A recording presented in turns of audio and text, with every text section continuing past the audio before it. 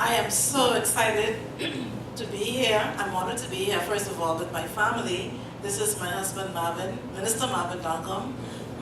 We just celebrated 10 years of anniversary last week, Friday. So we're still honeymooning, you know. That's my son in the back there, Kendall, and my daughter, Janelle. And I'm so happy that they're here with me this evening. But my family structure is pretty unique. I met my husband with his daughter. His first wife had passed, and his daughter was only 3 years old. He met me with my son. My son was 3 years old at the time. And so we came together as a blended family. It was difficult in the beginning because, you know, he had his family and my son and I, it was just me and him, so I had him pretty spoiled. But we tried our best. Nevertheless, we were a strong family. We both have different parenting styles, but we communicate well to make it work. My husband is a little lenient, and I guess you can tell I'm the firm one. I am the firm one, but he is lenient. As you know, parenting is not easy. However, we use the manual that God left us. The Bible. It has so many things in there to teach us how to rear children. And Proverbs 22:16 says, train up a child in the way he should go, and when he is old, he should not depart from it. So the first thing I want to say is that children need to have training. Ephesians 6:1 says, children obey your parents in the Lord, for this is right. Then that says to us that children must know how to be obedient. Proverbs 22:15 says, foolishness bound in the heart of a child, but the rod of correction will drive it far away. Children need discipline. Like birds need air, children need discipline. Like fish need water, children, they need discipline. And if they don't get it, when they get older, they go, Mommy, why didn't you give it to me? Because they can't function without it. They cannot function without it. The best job any adult could ever have is that of being a parent. Even God himself is a parent, and we are his children. The best job that I've ever had in my whole life, 46 years, 45 years yesterday. 45 years yesterday. And the best job I've ever had is that of being a parent. I take parents seriously. I do. And I understand the purpose of parenting. My job is not to be my child's friend, but to be the compass. The compass that will guide them like a road map. If our children are lost, then we have failed them. We didn't give them proper directions.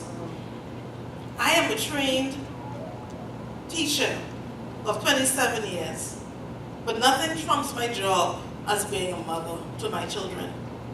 What is wrong with our nation today can be summed up in one word: parenting. Yeah. Because children learn what they live. If a child lives with hostility, then the child will learn how to fight.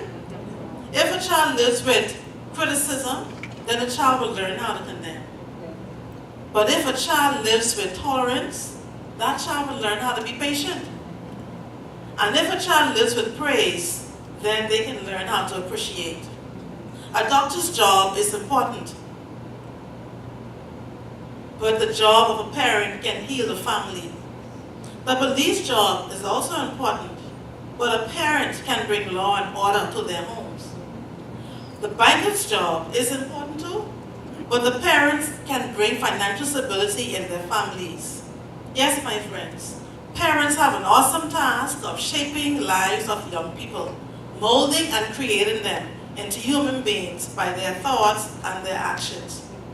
But sadly, many of us as adults fail at this job. Haven't you heard people say all the time, boy, parenting ain't easy here? These old nutty here children don't listen. And they go back and forth, If we fail at being effective parents, our children suffer, our families suffer, and by far our community will suffer. If you're going to be a healthy nation, we must have healthy families. One of the main purposes of parenting is to train children in the fear and admonition of the Lord. The first point that I want to leave with you tonight is permission. Parents need to have permission to be parents.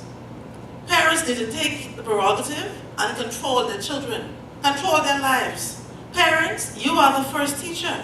This is so true.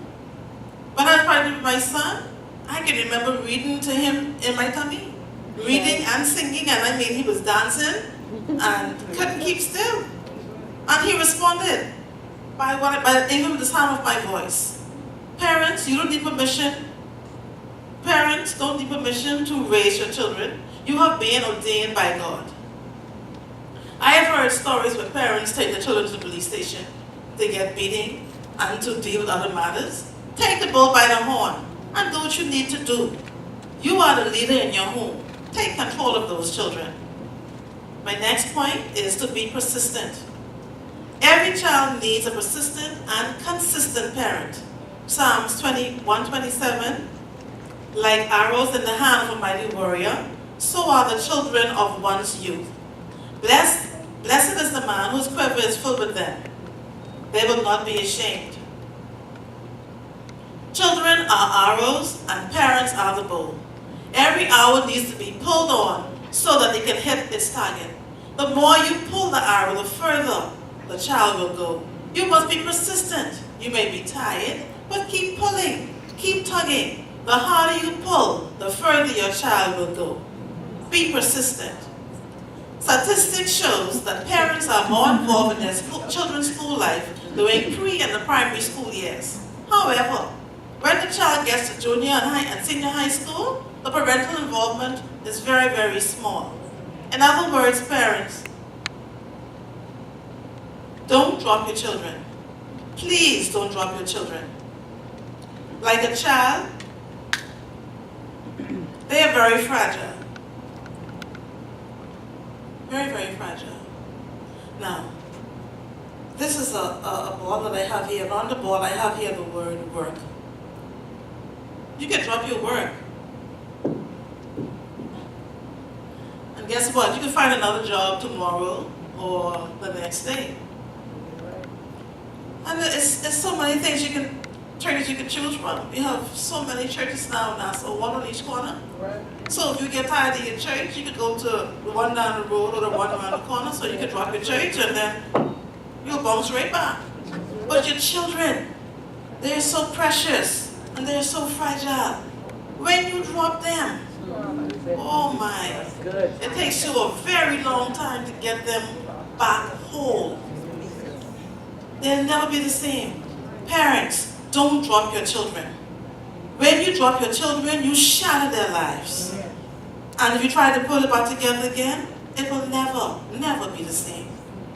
My last point is, parents, you must know how to pray. Parents, pray for your children. You must call them by name and bless them daily. And say things like, may the Lord bless you. May the Lord keep you. May the Lord make his face to shine upon you. And may the Lord be gracious unto you. And may the Lord lift up his countenance and give you his peace. We have to call those things as though they were. As children, as a child, I can remember my mom praying for me.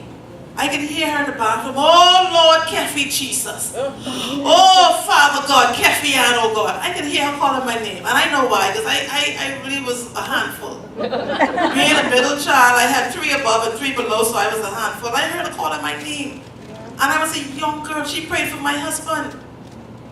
She prayed for my children, my mommy, when I was young, 5 or 6. And she used to wail in the morning time calling my name. She prayed for my husband. She prayed for my job. She prayed for my children. And I heard her saying the prayer. So every morning at my table for breakfast, when we sit, my husband lay hands on my children, on our children. Sometimes he used olive oil just to bless them. Because you know you have to pray for protection of your children when they leave your home. You pray for the environment that they're going to. You pray for their teachers. You pray for their friends. Oh Lord, you pray for their friends. Because you don't know what's going on in your friend's environment they're going to bring to your child. So you pray for all of it. Prayer changes things. Even pray for their teachers. I remember a time ago I used to pray for the teachers' health. I used to say, oh Lord, keep her strong and healthy for the whole school year. Because you know when the teachers get sick, the children. So I mean, come on. Prayer changes things. Let them, I don't let them leave home without a blessing. And finally, parents, you need to pray and ask God to direct you as parents, to be encouragers, to be your child's cheerleader, and also to be the best parent that you can be. Parenting is a lifetime commitment. Thank you.